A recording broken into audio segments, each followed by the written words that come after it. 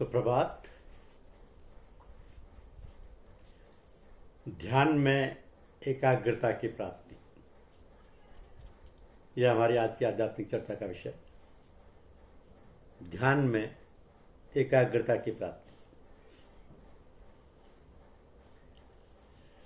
ध्यान में एकाग्रता प्राप्ति को चाहने वाला योगी अकेला चित्त के संयम युक्त, आशा रहित, परिग्रह रहित होकर एकांत स्थान में स्थिर होकर अपने आत्मा को निरंतर परमेश्वर के नाम व स्वरूप में लगाए।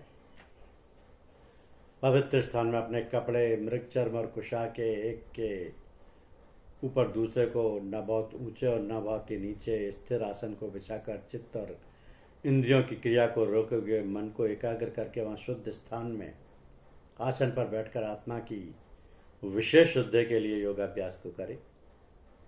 ध्यान का अभ्यास करने वाला शुद्ध और एकांत शांत स्थान में अकेला अभ्यास साधे।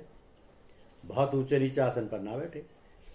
अधिक नीचे आसन पर कीट के चढ़ जाने का विघ्न हो जाया करता है और बहुत ऊंचे आसन से गिर पड़ने की आशंका बनी रहती है। तो आसन गुदगुदा और स्थिर होना चाहिए। सबसे नीचे कुशा का आसन बिछाए, उसके ऊपर मृगशाला और सबसे ऊपर कपड़े का सूती आसन बिछाए। ऐसे आसन पर बैठकर सब चेष्टाओं को रोककर परमात्मा का ध्यान करें। इस प्रकार योग धारणा में स्थिर मनुष्य देह, सिर और गर्दन को बराबर अचल रखता हुआ, इधर उधर ना देखता हुआ, अपने नाक के अग्रभाग को अच्छी तरह देखकर पूर्ण शांत आत्मा निर्भय होकर ब्रह्मचर्य में रहता हुआ मन को संयम में करके मुझ में चित्त लगाए, यानी ईश्वर में चित्त लगाए। ईश्वर में परायण योग युक्त ईश्वर का ध्यान करता हुआ बैठे। नासिका के अग्रभाग से भ्रकुटी स्थान से तात्पर्य है। इस भ्रकुटी स्थान में नेत्र बंद करके केवल ध्यान से देखे तो मन के संयम युक्त योगी इस प्रकार आत्मा को सदा ध्यान में जोड़ता हुआ ईश्वर में रहने वाली निर्वाण धाम की परम शांति को प्राप्त करता है। वह उपासक ईश्वरीय ध्यान से परम धाम को जा पहुंचता है। बहुत से अभ्यासी केवल खान पान को ही योग का मुख्य अंग मानकर अपनी देह की शक्ति को निराहार रहकर क्षीण कर देते हैं। तो समता रूप योग अधिक खाने से नहीं सिद्ध होता और ना ही केवल ना खाने से होता।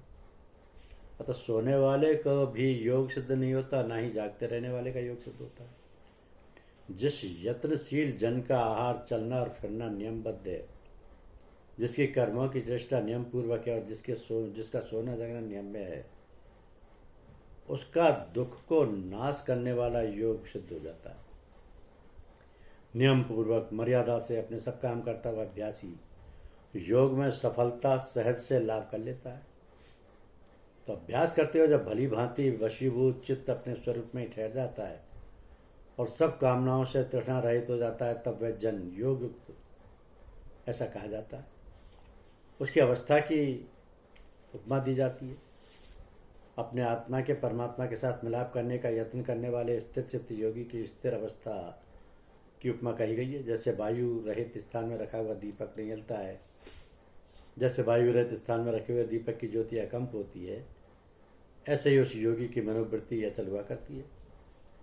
तो जिस ध्यानाभ्यास में योग साधन द्वारा रखा हुआ चित्त संकल्प विकल्प से हट जाता है और जिस समता समाधि में आत्मा ही से साधना को देखता हुआ योगी प्रसन्न होता है, जिस अवस्था में इंद्रियों के सुखों से ऊपर केवल बुद्धि से अनुभव करने योग्य जो परम सुख है, उसको यह योगी जानता है। और जिस अवस्था में स्थिर होकर वह वास्तव में चलायमान ही नहीं होता, जिस सुख को पाकर उससे अधिक दूसरा लाभ यह नहीं समझता और जिसमें रहता हुआ बड़े भार या दुख से भी डामाडोल नहीं किया जा सकता, उस दुख के संयोग से रहित स्थिति को योग नामक स्थिति जाने। ये योग निश्चय ही उत्साह युक्त चित्त से साधन करना चाहिए। तो परमेश्वर का उपासक संकल्पों से उत्पन्न होने वाली सब कामनाओं को सर्वथा त्याग कर इंद्रियों के समूह को सब ओर से मन से ही भली प्रकार बस करके धीरे धीरे धैर्य युक्त बुद्धि द्वारा विचार और स्फुरण से हट जाए, प्रत्याहार करे। तत्पश्चात मन को आत्मा में स्थिर करके कुछ भी ना सोचे, मन को निर्विषय बना ले। तो जहाँ तहाँ से चंचल और अस्थिर मन भाग निकलता है, वहाँ से रोककर इसको आत्मा के वश में ले आए। इस प्रकार मनोवृत्ति वशीभूत हो जाती है।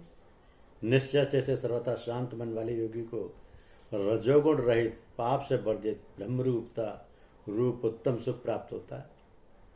वो ब्रह्मानंद में लीनता लाभ कर लेता है। पाप रहित योगी अपने आत्मा को सदा इस प्रकार परमात्मा में जोड़ता हुआ सहज से ब्रह्म के संस्पर्श परम सुख को अनुभव करता है।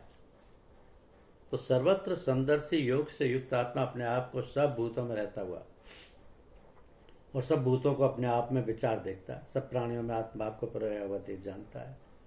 जो आत्मज्ञानी योगी सर्वत्र ईश्वर को देखता है, सारे विश्व को ईश्वर में देखता है, वो ईश्वर से दूर नहीं होता। ईश्वर उनसे बिल्कुल ओझल नहीं करते। भगवान अपने भक्त को एक बार ग्रहण करके फिर कभी भी उसे नहीं बुलाता, और ना ही ब्राह्मी स्थिति में स्थिर विश्वासी भक्त कभी अपने परमेश्वर से विमुख होता है। तो जो एकांत में रहता हुआ अचल श्रद्धा में सुदृढ़ योगी सब भूतों में रहने वाले ईश्वर को भजता है, चाहे जिस अवस्था में रहता हुआ है, वह योगी ईश्वर में ही बरतता है। अपने सभी कर्तव्य कर्म करता हुआ वो ईश्वर में ही विचरता है। तो जो भगवत भक्त सर्वत्र सब प्राणियों में सुख को अथवा दुख को अपने आत्मा के सुख दुख के सम समझता है, वो परम योगी माना गया है। वो परम योगी माना गया है।